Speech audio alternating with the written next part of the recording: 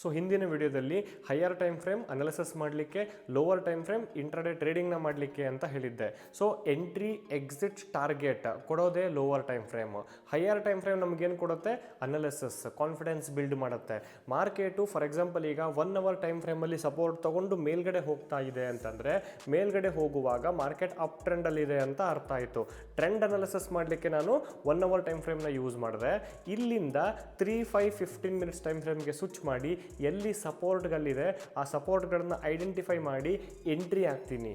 Target 1 hour time frame support ತೊಗೊಂಡು market ಮೇಲ್ಗಡೆ ಹೋಗುವಾಗ 1 ಅವರ್ ಟೈಮ್ ಫ್ರೇಮ್ನ ರೆಸಿಸ್ಟೆನ್ಸ್ ಎಲ್ಲಿದೆ ಅಂತ ನೋಡಿ, ಆ ರೆಸಿಸ್ಟೆನ್ಸ್ ತನಕನೂ ಸಪೋರ್ಟ್ ಎಲ್ಲಿದೆ ನೋಡಿಬಿಟ್ಟು ಎಂಟ್ರಿ ಆಗಲಿಕ್ಕೇ ನೋಡ್ತೀನಿ. ಮಾರ್ಕೆಟು ಅಪ್ ಟ್ರೆಂಡಲ್ಲಿರುವಾಗ ಸಪೋರ್ಟ್ ಹತ್ರ ಬೈ ಮಾಡ್ತೀನಿ.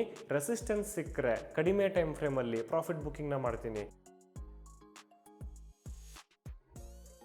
ಸೊ ಮೈಂಡಲ್ಲಿ ವೆರಿ ಕ್ಲಿಯರ್ ಆಗಿರಲಿ, ಮಾರ್ಕೆಟ್ ಅಪ್ ಟ್ರೆಂಡಲ್ಲಿರುವಾಗ ಸಪೋರ್ಟ್ ಹತ್ರ ಬೈ ಮಾಡ್ತೀನಿ, ರೆಸಿಸ್ಟೆನ್ಸ್ ಹತ್ರ ಪ್ರಾಫಿಟ್ ಬುಕ್ಕಿಂಗ್ನ ಮಾಡ್ತೀನಿ.